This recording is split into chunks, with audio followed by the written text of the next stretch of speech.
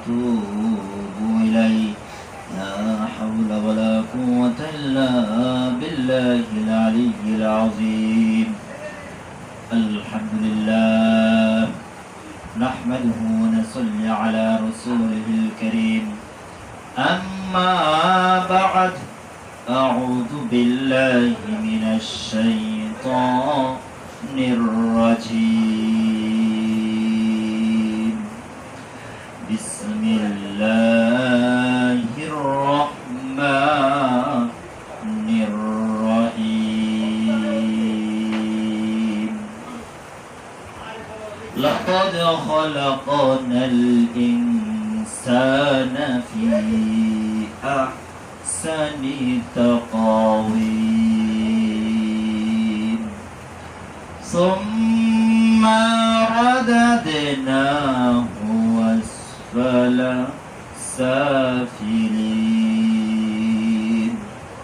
قال النبي صلى الله عليه وسلم من بنى لله مسجدا بنى الله له بيتا في الجنة وقال عليه الصلاة والسلام أخلص دينك يكفيك العمل القليل وقال عليه الصلاة والسلام يا أيها الذين آمنوا يصلون على النبي يا أيها الذين آمنوا صلوا عليه وسلموا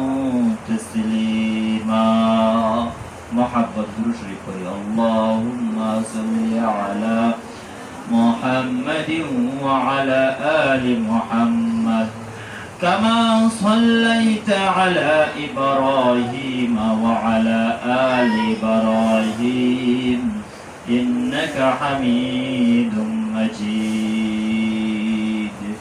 اللهم بارك على محمد وعلى آل محمد كما باركت على إبراهيم وعلى آل إبراهيم إنك حميد مجيد لا إله إلا الله لا إله إلا الله لا إله إلا الله لا إله إلا الله لا إله إلا الله لا إله إلا الله لا إله إلا الله হায়াতের মালিক যেই আল্লাহ জমিনের মালিক সেই আল্লাহ মৃত্যুর মালিক যেই আল্লাহ হায়াতের মালিক সেই আল্লাহ লা ইলাহা ইল্লাল্লাহ লা ইলাহা ইল্লাল্লাহ লা ইলাহা ইল্লাল্লাহ মুহাম্মাদুর রাসূলুল্লাহ সকলে উচ্চ আওয়াজে বলে একবার সাল্লাল্লাহু আলাইহি ওয়াসাল্লাম আলহামদুলিল্লাহ আল্লাহ তাআলা রব্বুল আলামিনের কাছে অসংখ্য শুকরিয়া জানাই আল্লাহ তাআলার কাছে যে আল্লাহ তাআলা আমাদেরকে গেছে জুমা থেকে এই জুমা পর্যন্ত আমাদেরকে হায়াতে তয়্যিবা দান করলেন এবং আল্লাহ পাক রব্বুল আলামিন আপদ বিপদ বালা মুসিবত থেকে হেফাজত করলেন আল্লাহ তাআলা রব্বুল আলামিন আজকে পবিত্র শুক্রবার 2 রাকাত জুমার নামাজ পড়ার মতন যে আল্লাহ তাআলা রব্বুল আলামিন আমাদেরকে সুযোগ দিয়েছেন ওই মালিককে খুশি করার জন্য অন্তরস্থল থেকে উচ্চ আওয়াজে একবার বলি আলহামদুলিল্লাহ। আল্লাহ পাক রব্বুল আলামিন, আল্লাহ পাক রব্বুল আলামিনের নিয়ামতের শুকরিয়া আদায় করলে নিয়ামত কি করে দেয়? বাড়ায়া দেয়। আল্লাহ পাক রব্বুল আলামিনের শুকরিয়া আদায় যদি না করে, তা আল্লাহ পাক রব্বুল আলামিন ওই বান্দা বান্দির কাছ থেকে নিয়ামত ছিনিয়ে নেয় এবং দুনিয়ার মধ্যে অনেক আপদ বিপদ বালা মুসিবত তার উপর দিয়া রাখেন। যে নিয়ামতের শুকরিয়া কেমন জিনিস তাকে বুঝার মতন, ওই আপদ বিপদ দিয়া একটা মানুষ যদি বিপদ পড়ে ওসলা আল্লাহর নাম লয় না লনা।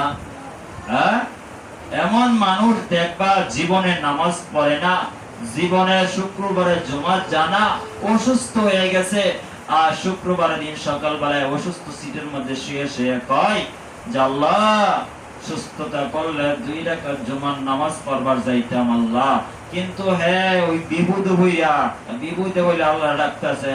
আল্লাহ কইছে তোর মতন সিটার, তোর মতন বদমাশ আমি তো আল্লাহ পাক রব্বুল আলামিন জানি তুই কোন পর্যন্ত যাইবি। যেমন আবু তালেব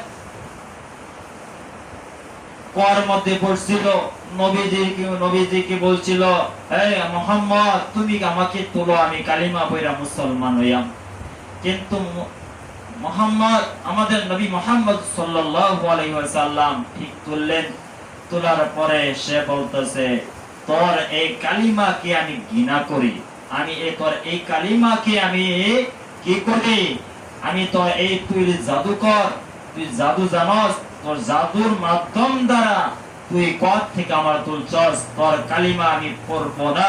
আর আল্লাহ পাক রব্বুল আলামিন বলতেছেন, হে বন্ধু তুমি আবু তালেবকে যত কালিমার দাওয়াত দাও, ওই কালিমার দাওয়াত আমি আল্লাহ তাআলা তার সিনাই ঢুকাবো না। এবং তার কপালে আল্লাহ পাক রব্বুল আলামিন বলতেছে, হে নবী তার কপালে কোনো হেদায়েত নাই। কারণ আল্লাহ পাক রব্বুল আলামিন, যে এই জন্য আল্লাহ পাক রব্বুল আলামিন মানুষকে বলতেছে, মানুষ বিপদ পড়লে আল্লাহকে ডাকে, বিপদ থেকে উদ্ধার হয়ে গেলে আল্লাহ কি জিনিস আমরা বুঝি না।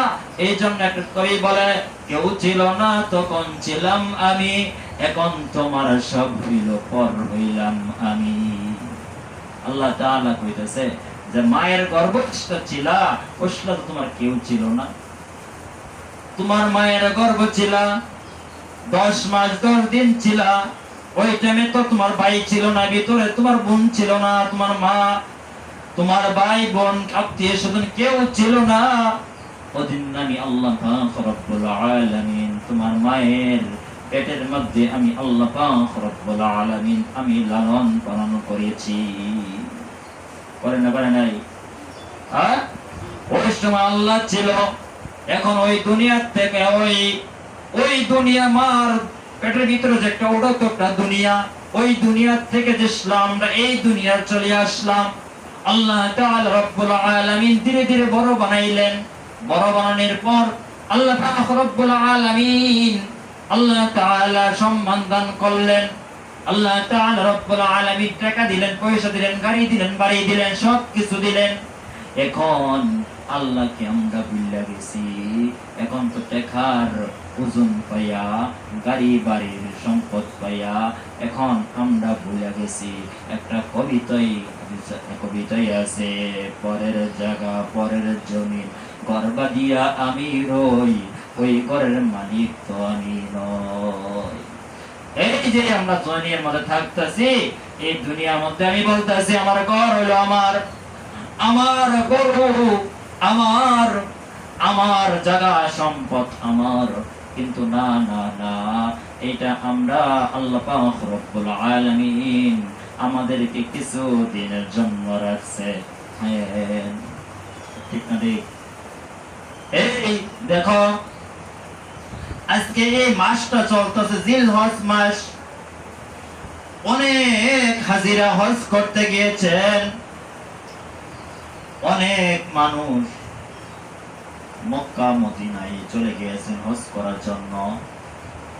কিন্তু আল্লাহ পাক রব্বুল আলামিন বলতেছে এই জিলহজ মাসে তুমি বেশি বেশি ইবাদত বندگی করো, বেশি বেশি তাহাজ্জুদ নামাজ পড়ো, এবং আল্লাহ পাক রব্বুল আলামিন বলতেছে বেশি বেশি তুমি দুরূদ শরীফ পড়ো।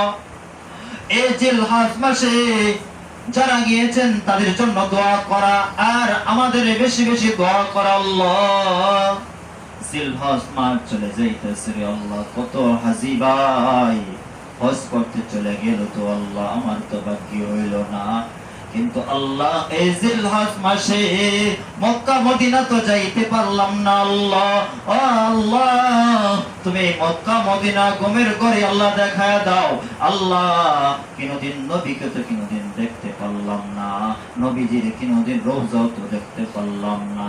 আল্লাহ কোন আমল করলে ওই আমলের জিলহজ মাসে এই আমল করিয়া আল্লাহ ওই মক্কা মদিনা এবং নবীজির রওজা আল্লাহ তুমি ঘুমের ঘরে স্বপ্নের ঘরে দেখায়া দাও। এটা বেশি বেশি আমলটা করা এবং বেশি বেশি কি করা, আল্লাহর দরবারে দোয়া করা। আল্লাহ অনেক হাজী ভাই দেখবা যারা হজ করতে গিয়েছেন তারা ওই সৌদি আরবে ওই মক্কা মদিনায় তারা কি করবেন, কুরবানি দিবেন। আমাদের তো অনেক, আমরা এই হাদিসে আল্লাহ রাসূল সাল্লাল্লাহু আলাইহি ওয়াসাল্লাম বলছেন যে কুরবানি আমরা এই বাংলাদেশেও দিব, ওই দেশেও যারা ছিল তারাও তো দিবে। কুরবানির কিছু নিয়ম কারণ অবশ্যই আছে, কুরবানিটা পরে যাব। তাহলে দেখো আল্লাহ পাক রব্বুল আলামিন এই মাসটা অনেক গুরুত্বপূর্ণ মাস দিয়েছেন। তাহলে আমরাও আল্লাহ পাক রব্বুল আলামিন গুরুত্বপূর্ণ মাস যখন দিয়েছেন, তাহলে আমাদেরও তো গুরুত্ব দিয়া ওই আমলটা অবশ্যই আমাদের করার প্রয়োজন অবশ্যই আছে। আজকে দেখো জিলহজ মাস চলে যাইতেছে, এই জিলহজ মাস আগামী বছর পাবো কিনা কোনো গ্যারান্টি নাই। আল্লাহ পাক রব্বুল আলামিন পবিত্র কালামের মধ্যে বলছেন কুল্লু নাফসিন যায়িকাতুল মাউত। অনেক হাজী ভাইরা গেছেন, অনেক হাজী ভাইরা দেখবা হজ করতে গেছেন, তারা নেক সন্তান বিবি সকলকে রেখে গেছেন হজ করতে। তারা আল্লাহ পাক রব্বুল আলামিন ওই মক্কা মদিনা হজের মধ্যে তার মৃত্যু দান করেছেন।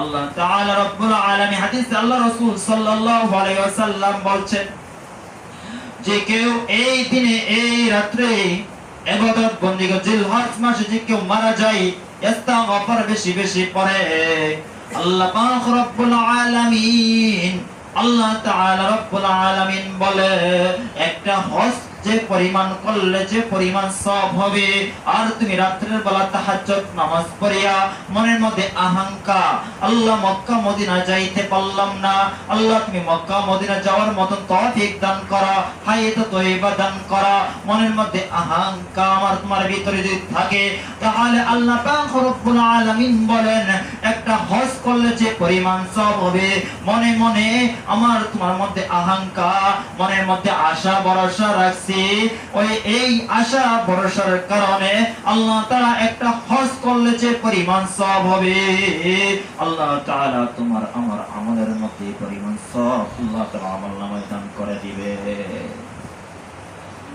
তাহলে জিলহজ মাস অনেক দামি মাস, কারণ সামনে আমাদের আসতেছে কুরবানির, আসতেছে না ওরা তো একটা আনন্দ ফুর্তি, যা হজ করতে গেছে তাদের তো আনন্দ ফুর্তি। অনেক মানুষ বাংলাদেশেও কুরবানি দিয়েছেন, এমন মানুষ আজকে মক্কা মদিনায় কুরবানি দিবে। মক্কা মদিনা কি কুরবানি দিবেন? উট, উট কুরবানি দিব। আল্লাহু আকবার। এইজন্য যে আল্লাহ পাক রব্বুল আলামিন বলতেছেন মানুষ, আল্লাহ পাক রব্বুল আলামিন আদম আর হাওয়া কোথায় ছিল? তারা কোথায় ছিল? জান্নাতে ছিল না? তারা তো জান্নাতের ভিতরে ছিল, কিন্তু এত কিছু একটা কাজ কি শয়তানের ধোঁকায় পড়ে, কিসের ধোঁকায় পড়ে? শয়তানের ধোঁকায় পড়ে। তা আল্লাহ পাক রব্বুল আলামিন আদম আর হাওয়াকে বলতেছে যে তোমরা এই গাছের ফলটা তোমরা খাইও না। কার নিষেধ? আল্লাহ তাবারক ওয়া তাআলার নিষেধ। এখন আল্লাহ তাআলা রব্বুল আলামিন নিষেধ করলেন, নিষেধ করার পর এখন তো কার মাথা নষ্ট? শয়তানের মাথা নষ্ট। এখন এই শয়তান কি করলেন? বিরাট বড় বুজুর্গ সাজলেন, সাজ্জা এখন কি করলেন? গাছতলা বসে বসে কান্দে। মা হাওয়া বলে, তুমি কে? বলতেছে, আমি আল্লাহর ওলি। তোমরা কত ভাগ্যবান, কারণ আমাকে আল্লাহ জান্নাত থেকে পাঠাইছেন সুখবর নিয়া। আজকে তোমরা যদি এই গাছের ফলটা খাও, আল্লাহ তাআলা তোমাদেরকে জান্নাত দান করবে। তে আল্লাহ পাক রব্বুল আলামিন বলছেন, কি বলছেন? তোমরা এই গাছের ফলটা খাও না। কি করো না? এখন কি করলেন? মা হাওয়া এই কথা শুনিয়া কি করলেন? গাছের ফলটা খেয়ে ফলাইছে। জেসলা বাবা আদম জেসলা খাইবে, এই পর্যন্ত গেছে। এই পর্যন্ত যাইতে বলতেছে, এটা তো আল্লাহর নির্দেশ মনে হয়, শয়তানে আমাদেরকে ধোঁকা দিতেছে। এই কথা বলার সাথে সাথে এই গলার মধ্যে চাপ দিয়া ধরে ফেলাইছিল। ওই চাপটা এখনো দেখো সব মানুষের আছে না না? দেখো তাহলে এই মা হাওয়া এবং মা বাবা আদম তারা কি নিজ থেকে ভুল করছে না? শয়তানে তাদেরকে কুমন্ত্রণা দিয়া ভুলের রাস্তায় নিয়েছে। এখন আল্লাহ পাক রব্বুল আলামিন নিষিদ্ধ করলেন। তা আল্লাহ পাক রব্বুল আলামিন বলতেছে, ও আদম ও হাওয়া, তোমাদেরকে তো না করছিলাম এই গাছের ফলটা খাইও না। বলতেছে, আল্লাহ আমরা তো এই ফলটা খাইয়েছি। শয়তানের ধোঁকায় পড়ে এক নয় দুই নয় বহু বছর কাঁদলেন। কানতে কানতে কানতে এমন অবস্থা হয়ে গেলেন, আল্লাহ পাক রব্বুল আলামিন তাদের কান্দা আর সইতে পারলেন না। আল্লাহ পাক রব্বুল আলামিন আমরা এই জগতে কি কান্দা কান্দি, মা আদম এবং মা হাওয়া যে পরিমাণ কাঁদছে, এই এক পরিমাণ আমরা চোখের পানি ফেলাইছি না। এখন কি করলেন? এখন বহুদিন কান্দার পরে আল্লাহ পাক রব্বুল আলামিন বলেন, ঠিক আছে তোমাদেরকে maaf করলাম, কিন্তু তোমাদেরকে maaf করার আগে আমি আল্লাহ পাক রব্বুল আলামিন মা হাওয়ারে 5টা পাতা দিলেন, জান্নাতের মধ্যে বড় বড় পাতা দিলেন। বলতেছে, তোমার এই 5টা পাতা দিয়ে তোমার শরীরটা ঢাকো। বাবা আদমকে 3টা কাপড় 3টা পাতা দিলেন, বললেন তোমরা সুন্দরভাবে তোমার শরীরটা তুমি ঢাকো। তা আল্লাহ পাক রব্বুল আলামিন দেওয়ার পর আল্লাহ পাক রব্বুল আলামিন দেখো, মা বাবা আদম মা হাওয়া যে maaf করতে পারে, তাহলে আমরা ওই নবীর উম্মত যদি গুনাহ করে এই মাসে, আর আমরা যে আল্লাহর কাছে খাঁটি তওবা করি, তওবা করলে আল্লাহ তাআলা maaf করবেন না? করবেন না? অবশ্যই maaf করে দিবেন। যদি এত বছর কান্দার পরে যদি একটা অপরাধ করার কারণে যদি বা হাওয়া এবং আদম যদি maaf পাওয়া যায়, তাহলে আমরা তো শেষ নবী করিম সাল্লাল্লাহু আলাইহি সাল্লামের উম্মত, তাহলে অবশ্যই আমাদেরকে কি করে দিবেন? maaf করে দিবেন। তা আল্লাহ পাক রব্বুল আলামিন আমাদেরকে সুন্দর করে বানাইছেন। বানাইছেন না বানাই নাই?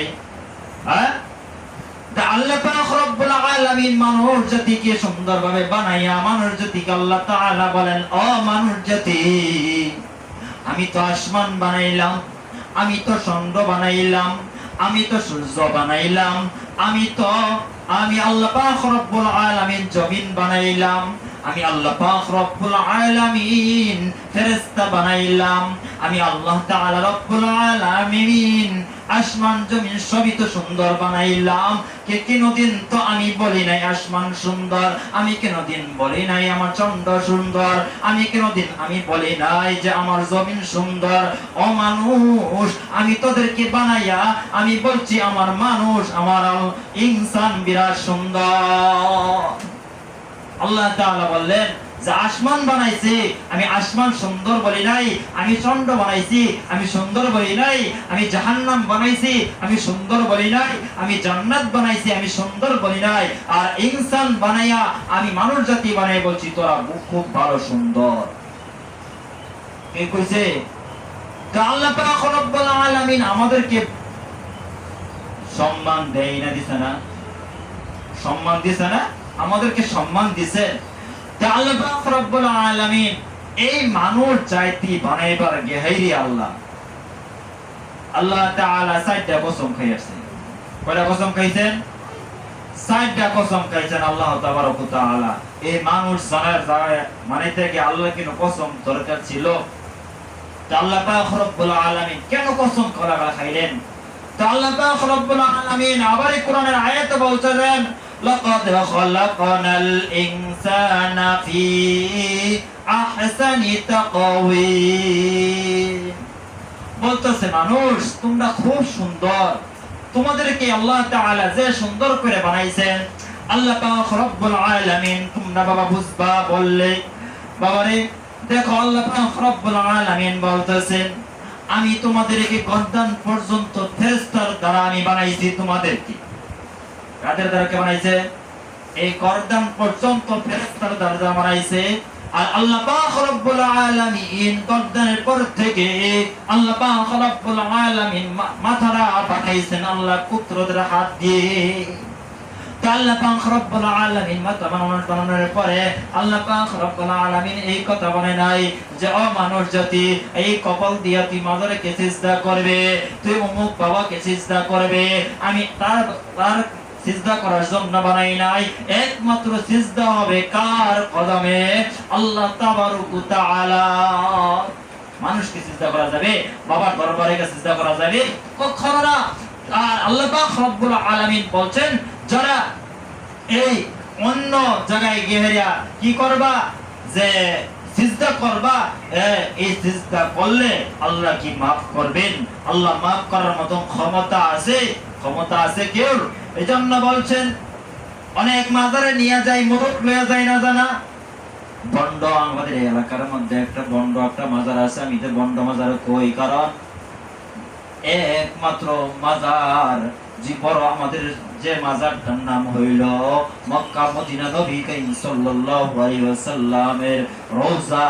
যদি ওই জায়গার মধ্যে যদি সিজদা করা জায়েজ থাকতো এবং ওই জায়গার মধ্যে মুরগি নেওয়ার জায়েজ থাকতো, তাহলে এই দুনিয়ার মধ্যে আল্লাহর ওলিগর কবরে পারে গিয়ে সিজদা করা জায়েজ থাকতো। কিন্তু আল্লাহ পাক রব্বুল আলামিন আল্লাহ রাসূল সাল্লাল্লাহু আলাইহি ওয়াসাল্লাম বলেন সিজদা করার যদি কোনো জায়েজ থাকতো যে স্ত্রী স্বামীর কদমে স্বামীর ঠ্যাঙ্গের মধ্যে সিজদা করতো। সিজদা করা নিষেধ। তাহলে আমি তুমি এই কবলকে আল্লাহ তাআলা রব্বুল আলামিন বানাইছেন যে একমাত্র সিজদা কার জন্য হবে? আল্লাহ তাবারক ওয়া তাআলার জন্যই হবে। আর কার জন্য সিজদা হবে না? আর চাওয়া পানা কেন মাজারের কাছে বলা যাবে না? বলা যাবে? মাজারের কাছে বলা যাবে না। কারণ হয়তো মাজারে যে লোক মারা যায় একই দিতে পারে, আর যে মারা যায় সে কোনদিন আর এই দুনিয়াতে আসতে পারে না। তাহলে মাজারে কেমনে চাইবা? তাহলে যদি চাওয়ার মতো চাওয়া হইতো তাহলে তো মক্কা মদিনায় গিয়ে বলতো ও নবীজি আমি তোমার উম্মত, তোমার কাছে আসলাম, কাল হাসরের ময়দানে তুমি সুপারিশ কইরা নবী আমাকে জান্নাতে লইয়া যাইও। কথা থাকতো, কিন্তু ওই মক্কা মদিনায় নাই। হ্যাঁ, মক্কা মদিনার মধ্যে কিভাবে দেখবা মক্কা মদিনায় রওজার সামনে গিয়ে 1 থেকে 2 মিনিট হাত আগায়া দোয়া করা যায়।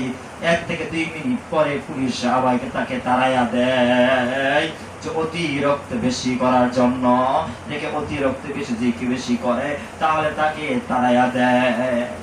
এই জন্য যে দুনিয়ার মধ্যে কোনো পিসাবের কাছে গিয়া আর যদি কোনো তোমাকে কোনো পিসাবে বলে যে আমার এমন কিছু বন্ড আছে এই দুনিয়ার মধ্যে বন্ডগুলা কি? দেখবা বাবার কাছে মুরিদ হয়ে গেছে, বাবার কাছে মুরিদ হইয়া বাবা কইছে ও আমার মুরিদান রে আমার দরবারে আইবি, একটা মুরুগ, তাজা মুরুগ লইয়া আইছে। কিন্তু রে বাবা, তোমার মা, তোমার খবর, তুমি মার খবর লও না, বাবার খবর লও না। মা নিজে না খাইয়া মরতেছে, আর বাবা নিজে না খাইয়া মরতেছে, আর তুমি বাবাকে, তুমি ঋণ কইরা তুমি ওই বাবাকে তুমি কি করতেছো খুশি রাখার জন্য। তুমি যদি খালি মুরুগ না, মোষ যদি উট তুমি খাওয়াইয়া তাকে যদি শান্তি করো, আর মা যদি বেরাজি থাকে, তোমার এটার কোনো উপকার লাভ হবে না। কারণ হইল যে পিসাবটা যে খাওয়ানটা খাওয়াবো, মাকে যে একটা পোল্ট্রি মুরগি নিয়ে মাকে বলি, মা গো আমি তো গরিব, মা গো আমি তোমাকে খাওয়াইতে পারলাম না, মা আমি তোমাকে এটার জন্যই আমি পোল্ট্রি মুরগিটাই তোমার জন্য দিলাম, মা আমাকে দোয়া করিও। মা দেখবা মন থেকে আল্লাহর দরবারে দোয়া করবে, আল্লাহ গো আমার আজকে সন্তানের যদি টাকা থাকতো, পয়সা থাকতো, তাহলে আজকে আমার দামিরাই খাওয়াইতো। আল্লাহ তুমি আমার সন্তানকে তুমি মাফ করে দাও, আল্লাহ আপদ বিপদ থেকে বড় মুসিবত দূর করে দাও, আল্লাহ তাকে টাকার মালিক বানাইয়া দাও। ওই মায়ের দোয়া আল্লাহর দরবারে 100% কবুল হয়ে যাইব। আর পিসাবরে মুখ খাওয়াইয়া তুমি যদি কিয়ামত পর্যন্ত তুমি তার যদি টেঙ্গের তলা তুই সিরে ফেলাও, তাহলে আল্লাহর দরবারে একটা দোয়া আল্লাহ কবুল করবেন না। জিনিসটা কি বুঝতেছ? এই জন্য রে বাবা, এই জন্য বলি তোমাদের আব্বা আম্মাকে এই কথাটা বলে দিবা যে কেন মান্নত করা যাবে না। মান্নত একমাত্র কোন জায়গায় করবা, যে আল্লাহ কেন মাজারে মান্নত না, মান্নত করবা এরা, আল্লাহ গো আমি যে অসুস্থ, আল্লাহ তুমি আমাকে সুস্থতা করো। আল্লাহ যারা ভিক্ষা করে, আল্লাহ তাকে আমি একসঙ্গে ভাত খাওয়াবো। আল্লাহ যারা ভিক্ষা করে, আল্লাহ তাদেরকে আমি একটা মুরগ দিব। দেখবা তারা তুমি ভিক্ষা কইরা যে তুমি যদি একটা মুরগ দাও, তাদের কলজাটা ঠান্ডা হয়ে যাইব।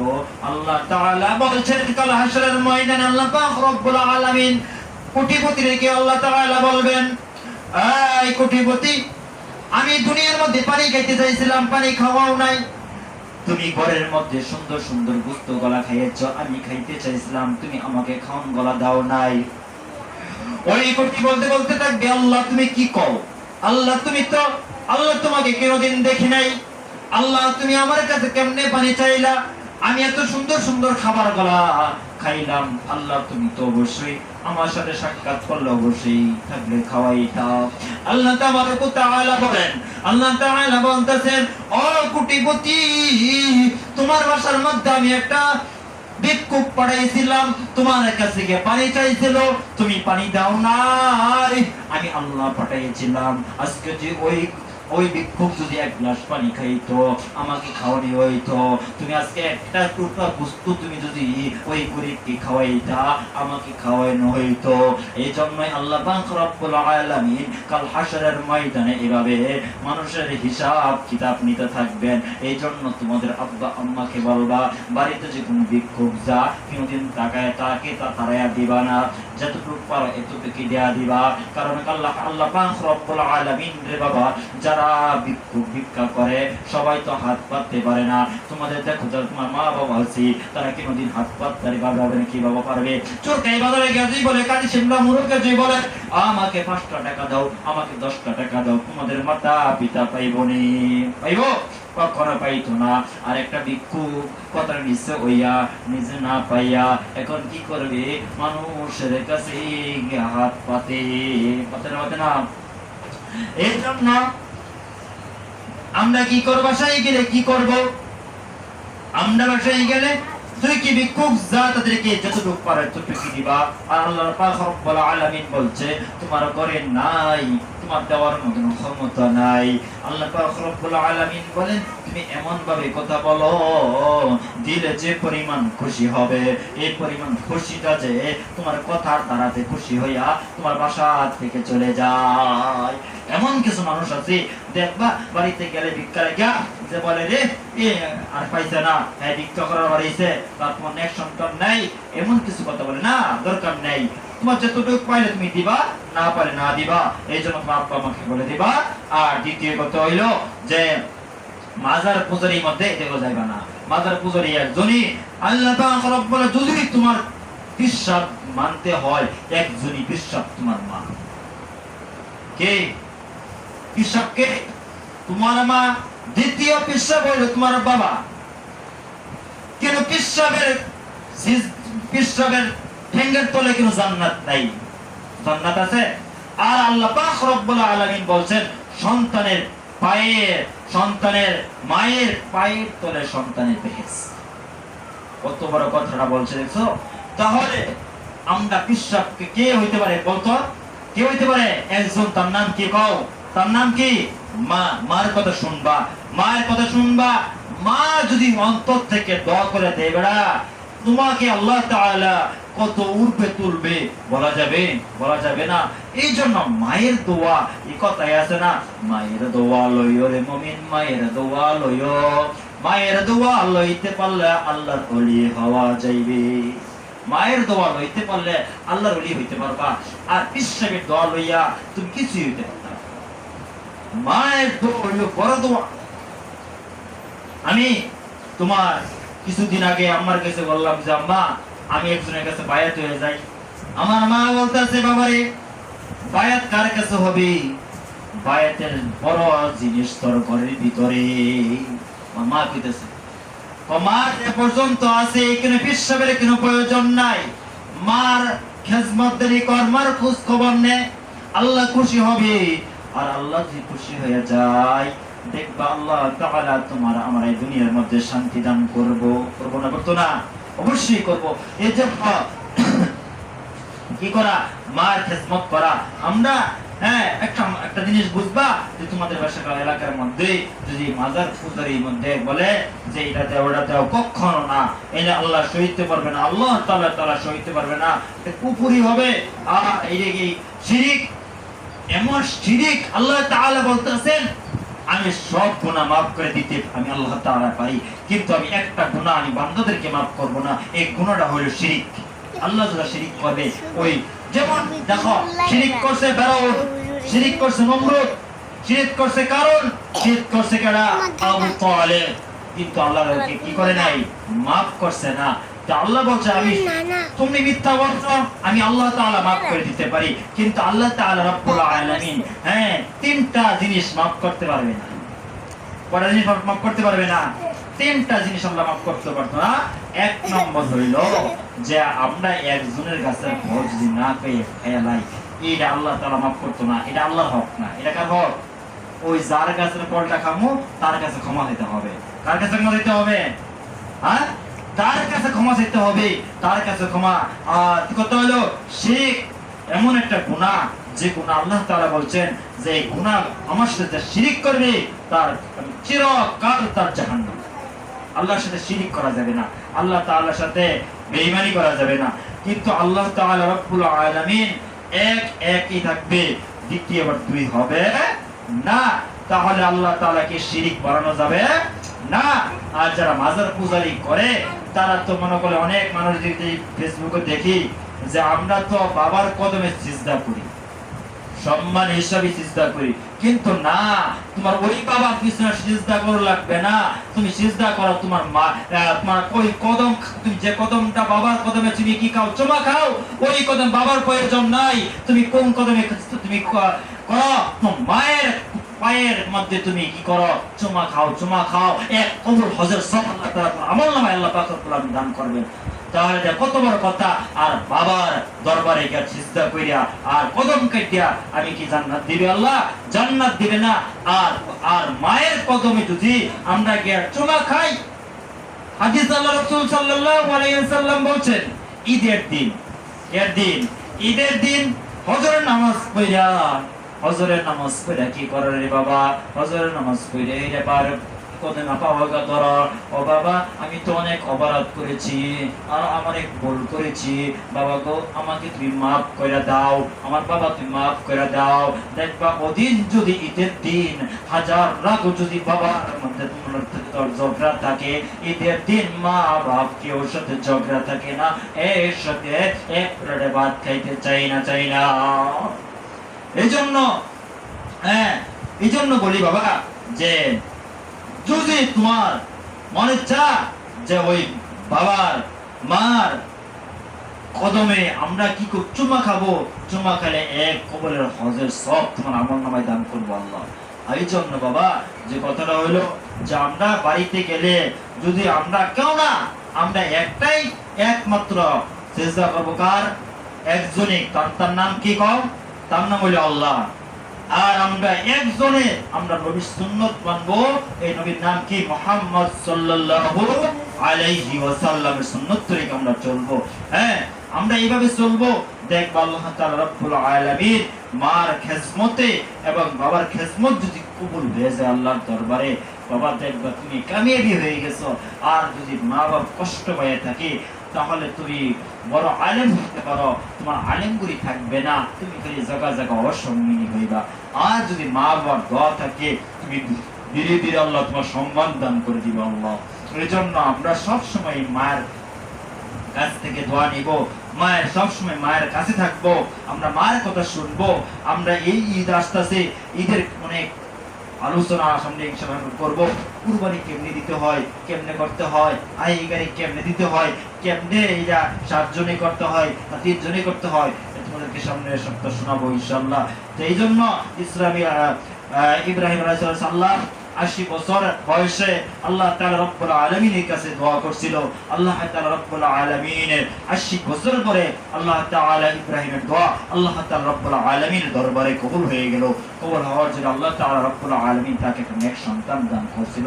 এই বিষয়টা আল্লাহ তাআলা রব্বুল আলামিনের সামনে বলবো যে আল্লাহ তাআলা ইব্রাহিম আলাইহিস সালামকে কেমন পরীক্ষা করেছিল, কেমন পরীক্ষা করার পরও আল্লাহ তাআলা এই পরীক্ষাতে কেমনে ফাঁস হয়ে গেল, এটা অনেক সামনে আছে ইনশাআল্লাহ। আল্লাহ তাআলা যে কয়েকটা কথা বললাম, আগে আমাকে এবং সকলকে এই আমলগুলো করার তৌফিক দান করুক এবং ফিতনা ফাসাদ থেকে আল্লাহ তাআলা হেফাজত করুক, মাজার পূজারী থেকে আল্লাহ তাআলা হেফাজত করো। আল্লাহ তাআলা রব্বুল আলামিন সকলকে আমাদেরকে বুঝে শুনে এই আমলটি করার তৌফিক দান করুক। সকলে বলো আমিন। ওয়া আখিরু দাওয়ানা আলহামদুলিল্লাহি রাব্বিল আলামিন। আমরা সকলেই আমরা 4 রাকাত সুন্নাত পড়ে নিই।